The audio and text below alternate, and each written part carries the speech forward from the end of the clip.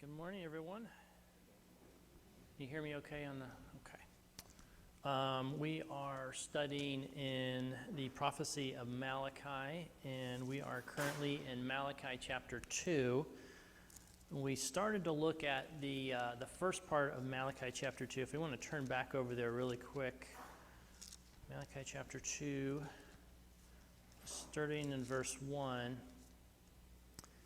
And, there's, again, with Malachi, you've got these different discourses.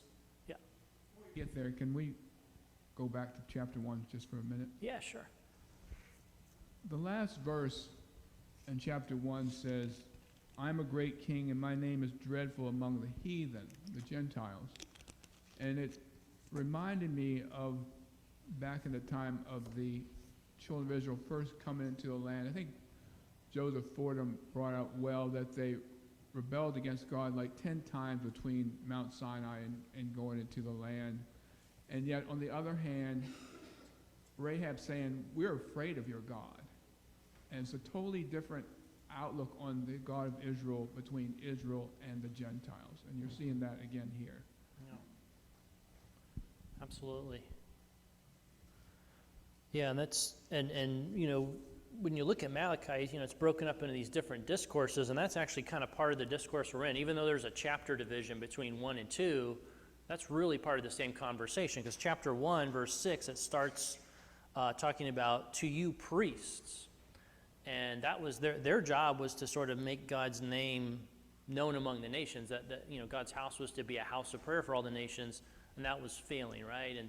And God said, that's still going to happen. It doesn't matter if you guys don't uphold your end, I'm going to still accomplish this. And so yeah, I mean, and so with, again, chapter 1, starting in verse 6, you get this, what we call the second discourse. And the second discourse goes from verse 6 all the way to verse 9 of chapter 2. And so really when we pick up this morning, we're kind of halfway through a conversation that had been started.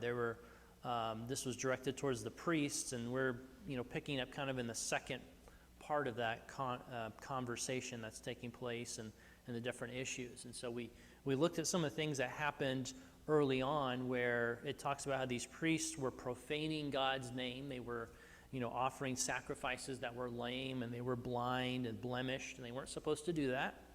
And they really just didn't have a lot of respect. It talks about God's table wasn't being respected. It was being the table of the Lord is contemptible, is the word it uses. So this is some real issues in the priesthood. And so this is kind of where we're continuing in our studies, is looking at what's going on in the priesthood and what are going to be the consequences of what they're doing. So let's just go ahead. If we can just read chapter 2 and verses 1 through 9. And this kind of, again, finishes up what we call the second discourse. There's 6 discourses in Malachi. This is the second part of the second one.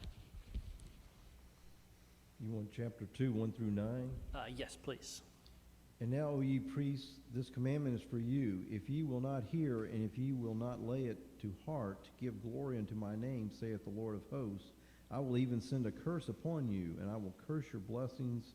Yea, I have cursed them already, because you do not lay it to heart.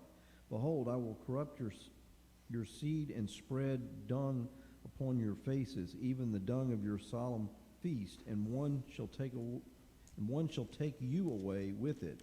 And ye shall know that I have sent this commandment unto you, that my covenant might be with Levi, saith the Lord of hosts.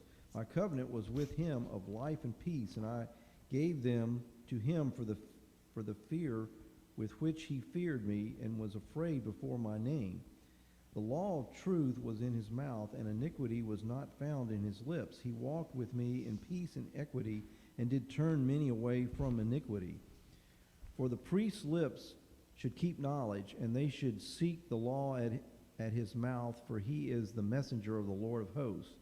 But ye are departed out of the way. Ye have caused many to stumble at the law. You have corrupted the covenant of Levi, saith the Lord of hosts. Therefore have I also made you contemptible, and bear before all the people, according as ye have not kept my ways, but have been partial in the law. All right, thank you. So you read this section here, and what it's doing is talking about what the priests were supposed to do. Here's the ideal. Here's why God called them out, and he's going to talk about that, the ideal, as it were. And then it's going to contrast that with here's what you're actually doing today. And so that's what these passages are really going to be about, is here's where the priesthood should be, but here's what they're doing. It's like you've kind of lost sight of why you were called and what your purpose was. And that's what these passages are going to address. And as we look through this, we're going to do some jumping back to some of the some historical things about the priesthood and what they were supposed to be. And this isn't really the first time that they had failed in their roles. And just maybe starting off as generally speaking, big picture, what were the priests for? What was their responsibility in life? And I think Randy has that.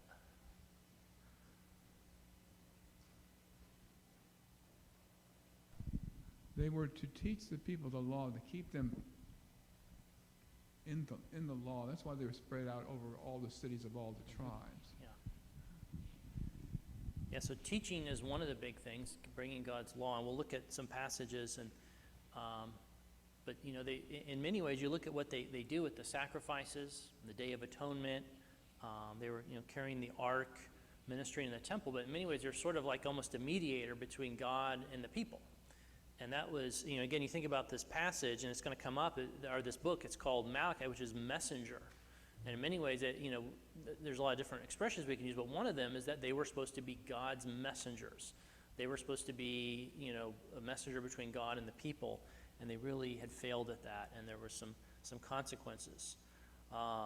You can spend a lot of time looking at all the different roles, just kind of maybe zeroing in on the teaching aspect, because that's going to get called out here in these passages. It talks about how the lips of the priests should keep knowledge. And we'll see that was actually what they were asked to do. If you look back at, we'll look at about 4 verses that kind of talk about this in the Bible. First one's in Leviticus chapter 10. Keep a sentence here. I guess maybe keep something in Malachi, because we're going to come back to that as well. But looking at Leviticus chapter 10, and verses, I have 11, maybe 8 through 11 for background. Leviticus chapter 10.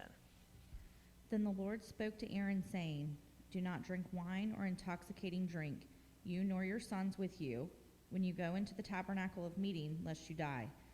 It shall be a statute forever throughout your generations, that you may distinguish between holy and unholy, and between unclean and clean, and that you may teach the children of Israel all the statutes which the Lord has spoken to them by the hand of Moses. All right, so that, it talks about they're supposed to be teachers of the children of Israel. So they were the ones who were supposed to teach them about God's law. And we talk about teachers. What's one of the most effective ways of teaching? What's that? Yeah, example, right? If you have somebody who, someone can talk about something all day, but if they live a certain way, that's going to really undermine everything that they're saying. So it's not really just a matter about teaching the people in terms of verbally sharing the law, and that was an important part of what they did. But it was also important that they lived this life as an example for the people to follow. And so that was one of the big things they were called to do. Deuteronomy chapter 33, another passage that talks about that. Deuteronomy chapter 33.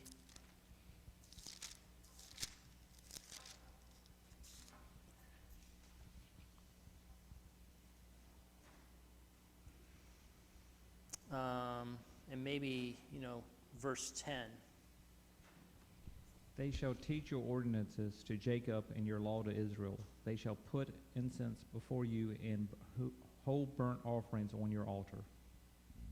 Okay, so again, this is talking to Levi and his descendants. And again, it's just this idea, they shall teach Jacob your judgments and Israel your law. So again, teaching was a big part of what they were supposed to do. And then we'll just look at a couple examples during the times of the kings where this kind of came into play. If you look at 2 Chronicles chapter 15,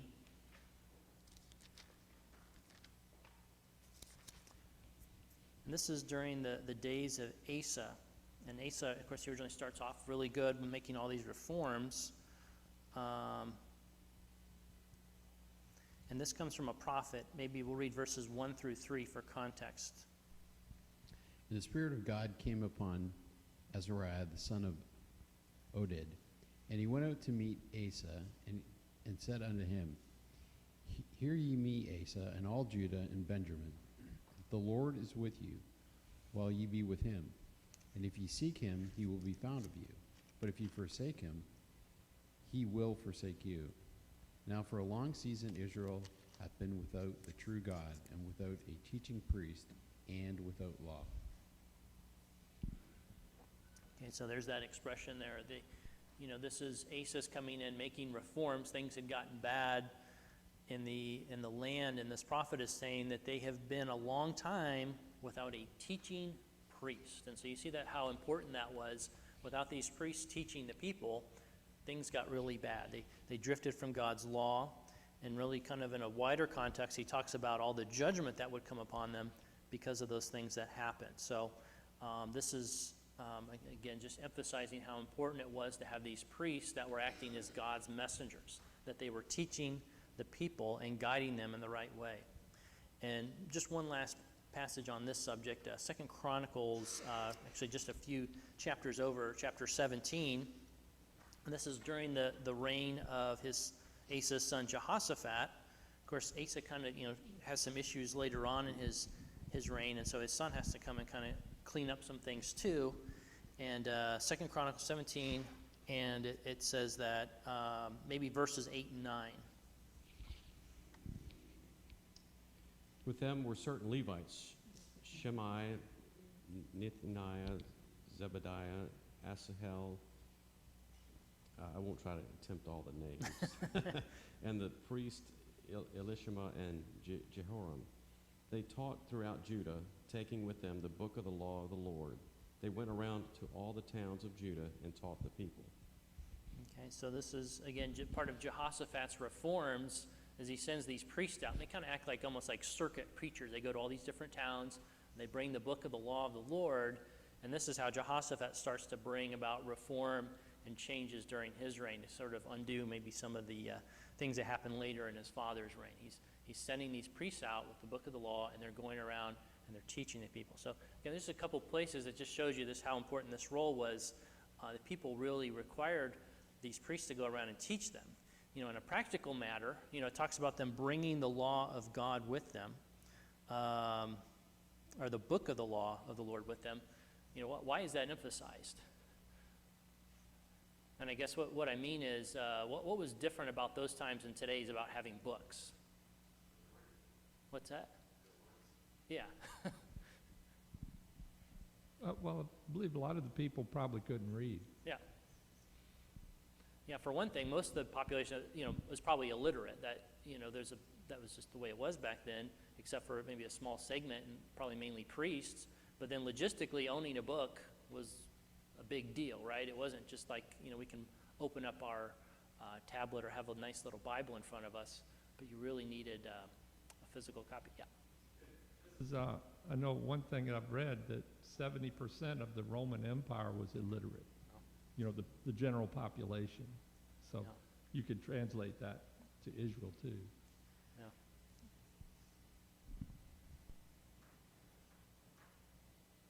In some ways, we had a demonstration of that today with those memory verses. Since it was an oral tradition, in some ways they would learn it more because they couldn't read. They would have to memorize what they had heard. Yeah.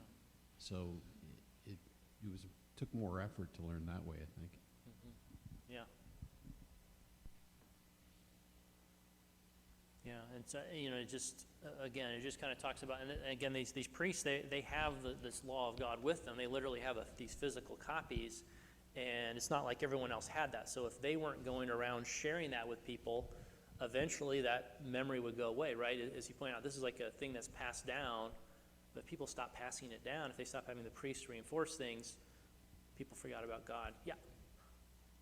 Do you recall which king it was that they found the book of the law after a period of time that it wasn't there? Josiah. Yeah. Josiah. Was Josiah before or after Jehoshaphat? I'm mistaken. He was towards the end, Josiah, yeah, because I think Josiah's had like 4 sons, and they were the ones that, how many, I don't know, maybe I'll get my, Yeah. he had 4 bad sons. He was a godly king, they had these rotten kids. Well, it just makes me think of how important that book was, because if Yeah. we see it being circulated, at least at that time, and between there to now, Josiah, we have, it had been lost. That it now was still such a big deal for them to actually have seen it.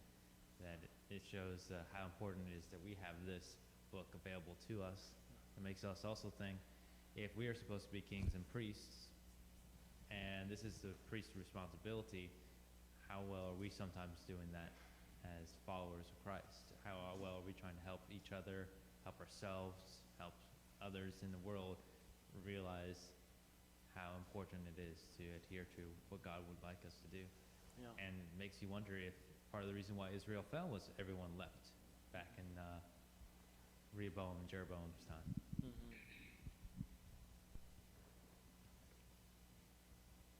Just to dovetail on that, as I read this, I'm like, how can we apply this today?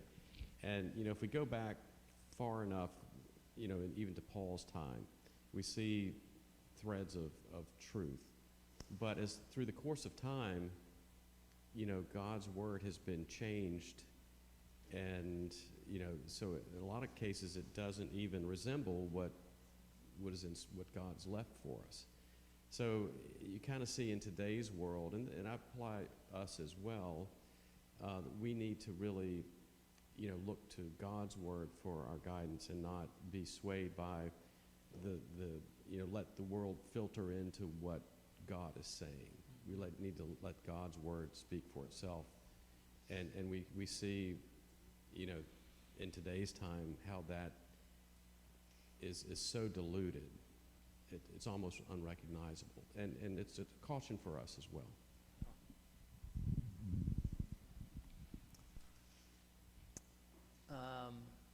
Yeah, absolutely. Yeah, and you think even with all this easy access that we have today that they didn't have back then, you think that there would be more robust knowledge of God's word. And in some ways it's the opposite. I think John makes a good point, is that, then you had to work at remembering things. Today, and I use myself as an example. I always have to use my computer to find, I'll think of a verse, and it's like, okay, where was that? And I've got my phone handy with my little e-sword on it, and I can look it up in a few seconds. It's nice, but at the same time, you lose some discipline, and it's not really in your mind. It's just you're so used to. So yeah, you think that things are better, but in some ways, it's almost become taking us back a step too if we let it. So, all right. So anyway, those are some again passages that really talk about the roles of the priests and how important it was for them to teach the people. Again, they had possession physically of the books of the law. And so I didn't think about the Josiah thing, but yeah, if that was lost, it was just gone, they didn't have that for a while. And probably some priests really dropped the ball to let that happen. They should have been, and kings too, because remember, the kings were supposed to make copies, now that I think about it, year after year, right? According to Deuteronomy, every king was supposed to make his own copy. So there was some failures in the leadership in a lot of places, I guess. But this is what Malachi is warning about. It's like, this is your responsibility. You're really failing to do this. And this isn't the first time in history. We can look at some examples. You think about, last week somebody brought up Nadab and Abihu. Remember Aaron's son? They brought this strange fire before the Lord. Some debate about what that is, but they did something wrong there. And you talk about Eli and his sons. And he refused to restrain his sons, and as a result of that, they were, grabbing food out of the offerings. They were taking advantage of women in the temple. And what happened with them is that they ended up getting beat in this big battle by the Philistines, right? And then the ark gets taken away for a long time. And, so anyway, this happens over and over again. And just looking at a couple other places in the prophets where it talks about the moral state of the priesthood. Just looking at three prophets real quickly. Someone let's look at Micah chapter 3, and I have verse 11.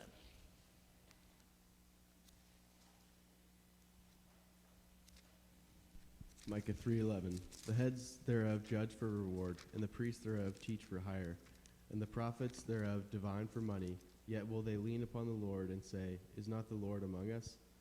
None evil can come upon us. It talks about that, again, just that calls out that part where the priests are teaching for a price. And what they mean by that is not that they're being supported like they were supposed to be. It's that they're doing things out of motivation. Somebody's giving them money to say what they want to say versus being led by God's truth. Jeremiah chapter 6, verses 13 and 14 is another passage where it talks about this as well. What was that again? Oh, it's Jeremiah chapter 6, verses 13 and 14. Okay.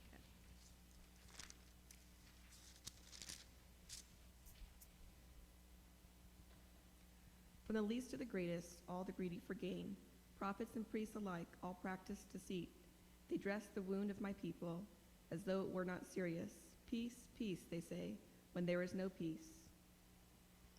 Yeah, again, it's just Jeremiah is addressing this in his day as well. It says that everyone from the prophet to the priest deals falsely. And then one last one, we can look at Ezekiel chapter 34, verse 2.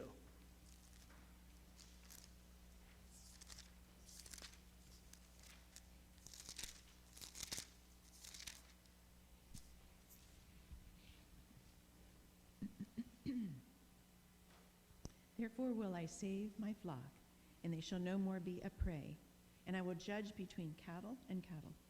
Oh. Is it Ezekiel 34, verse 2?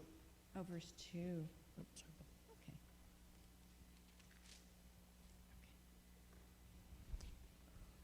Son of man, prophesy against the shepherds of Israel.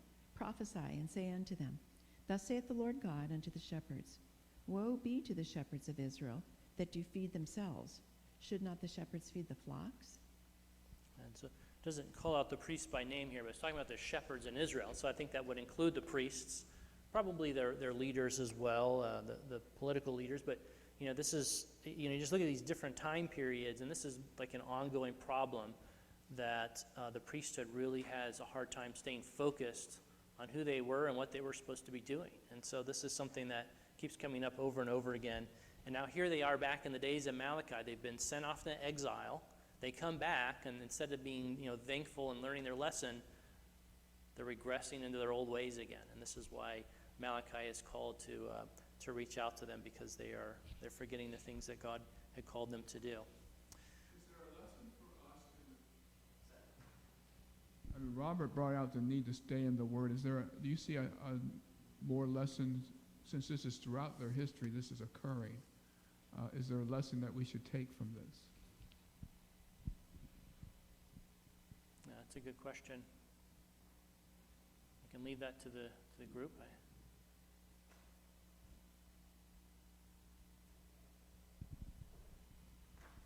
I think part of it is, that's a really good question, but I think part of it is, if you go look at Malachi 3 verse 8, this is a whole, I think, mindset, and I certainly, when I look in the mirror, I can identify with this.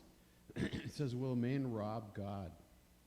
And then he says, yet ye have robbed me. But ye say, wherein have we robbed thee? And he says, in tithes and offerings.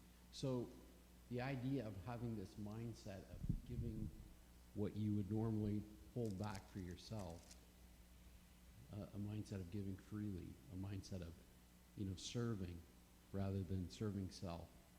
And I think that's a huge, focal point of this whole group of verses.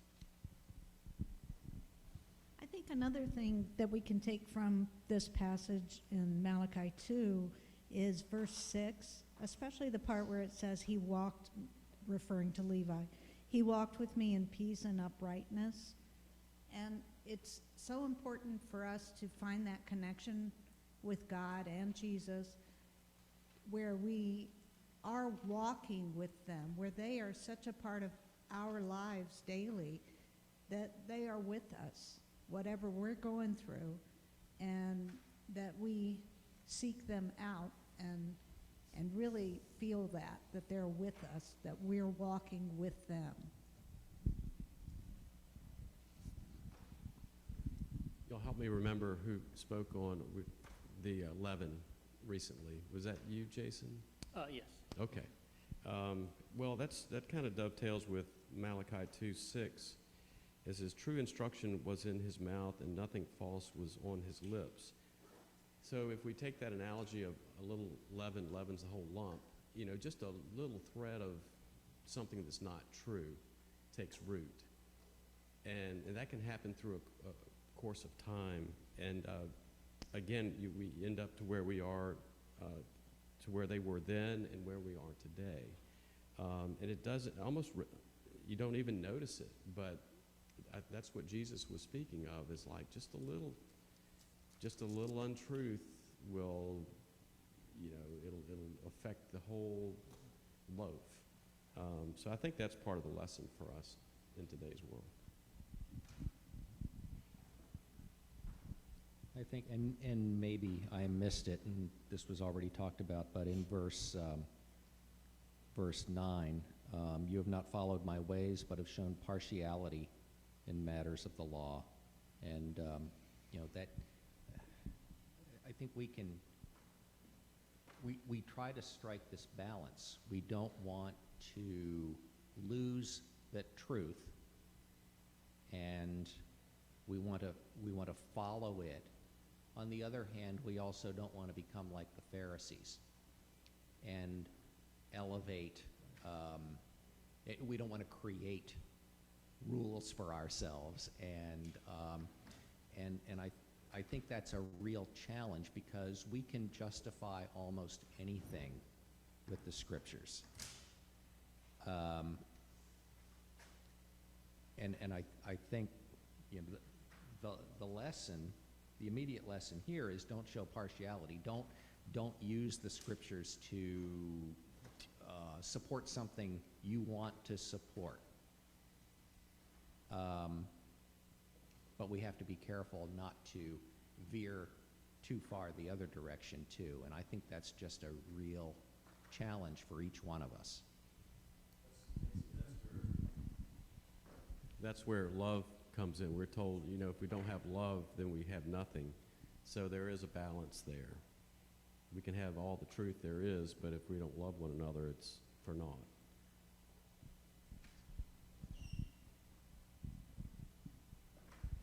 So in verse 8, he's talking about, causing people to stumble, and then there's partiality in the law. And Jesus kind of refers to both of these examples when he says, you scour heaven and earth to make a single convert, and in the end, you're twice as servant of hell that you are. And part of that had to do with changing what the law said. So if you make a vow and you swear by the temple, it doesn't mean anything, but if you swear by the gold in the temple, it means something. So there was, how the law was enforced was not how God wanted it to be enforced, but it was to promote a particular idea or agenda that the priests might have had, or the doctors of the law might have had.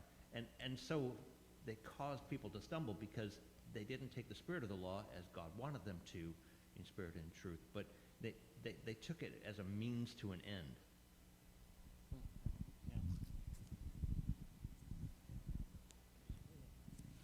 I was just thinking about how the Jews would have slipped into that habit again after coming away from Babylon and being in exile and all that. And it's something that even when we look into our own lives, we have that tendency to do, right? Let's say we hear some amazing point that some brother brings out in an exhortation, Bible class, something at Bible school, study week, and whatever. But there's an opportunity for us to have learned something that we can say, oh, I really need to start applying this into my life because this is a great thing. In my own personal life, there was a speaker who talked about the idea of idols and things in our day-and-day life that become an idol. And for me, at the time, I was having a very serious gaming problem. I enjoyed playing my video games a little too much. And for me, that was a major thing. All right, well, there's an idol in my life. I need to kill this idol. And yet, it's so easy to find another idol, another replacement, or it's so easy to find another habit that we have that just sneaks back in. And if it's something that has been culturally ingrained, as it seems to have been with the Jews at the time, it didn't make sense that they would have snuck back into what was easy, what was familiar with them, because it takes, 1,000 times to create a synapsis relay, a new neuro synapsis relay, and then several months at least of trying to do a new habit in order to make it stick. So there's that idea that it takes time, and it's hard to always keep that mental fortitude of saying, yes, I need to keep on doing these positive things because this is what we know God wants of us. Absolutely. All right, so we've kind of gone down a little bit towards the end of the chapter, but Malachi in this, he kind of goes back to the, I guess, the olden times when God first called them, and what he does is he talks about the original covenant that was with him, a covenant of peace, and how long. So he goes back to when they originally sort of founded the priesthood, and I think it's probably a good thing to think about is why did the Levites, why were they the ones who were chosen? Why wasn't it a different tribe? Why wasn't it Simeon who was right? He was it was, Simeon was the oldest, right? Reuben, okay, sorry. But yeah, why wasn't it Reuben? Why was it Judah? Or I'm sorry, why was it Levi that got called out to be the priesthood? And there was a specific event that led to that.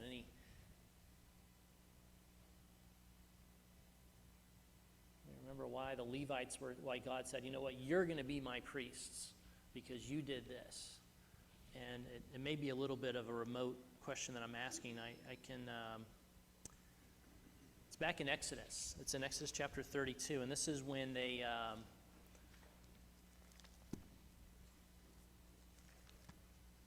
Exodus chapter 32. This is during the golden calf. And if you turn to verses 25 through 30, 25 to 30, I think would be good for context.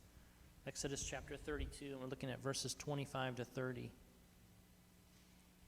When Moses saw that the people were naked, for Aaron had made them naked for a shame among their enemies.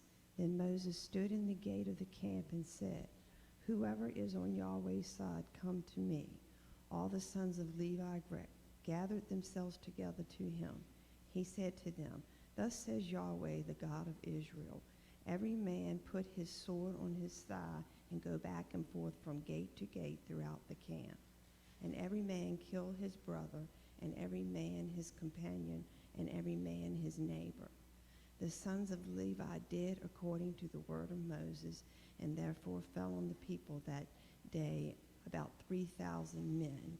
Moses said, consecrate yourselves today to Yahweh, says every man against his son and against his brother, that he may bestow on you a blessing this day. It happened on that day that Moses said to the people, you have sinned a great sin. Now I will go up to Yahweh. Perhaps I shall make atonement for your sin. And so this incident here in the wilderness, when things were getting really bad during the worship of this golden idol, this is when the Levites rally around. Moses makes the question, who's on the Lord's side? It was the Levites that rallied, and they stood by the Lord when the rest of the nation was sort of in a bad way, I guess. And so this is one of these times where they were called out to have the special role. And you look later on in the law in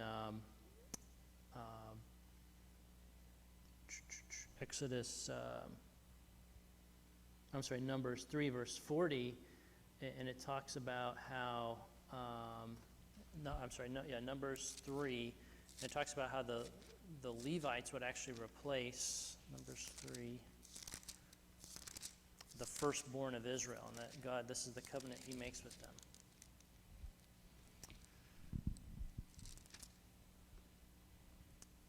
And maybe verses 40 to 41. how he said to Moses, "Number all the firstborn males of the children of Israel from a month old and upward, and take the number of their names. You shall take the Levites for me, I am Yahweh, instead of all the firstborn among the children of Israel, and the livestock of the Levites instead of the firstborn among the livestock of the children of Israel." Okay, so again, you have this idea the Levites sort of take on the blessing of the firstborn. God says you're supposed to consecrate all your firstborn to the Lord, but the Levites are going to take on that responsibility. And of course, later on we see they aren't given an allocation with the rest of the nations of their own tribe. And as I think Brother Tim pointed out, they were scattered everywhere, and that allowed them to be teachers and be among the people. So we're heading to the end of this. Next week, God willing, we're hoping to move into the next discourse. This is the one that deals with, they're marrying, not only marrying people who believe in these foreign gods, but they're also leaving behind their wives that were Israelites. And so we'll look at this other thing that's going on during the days of Israel. So God willing, we'll touch on that next week.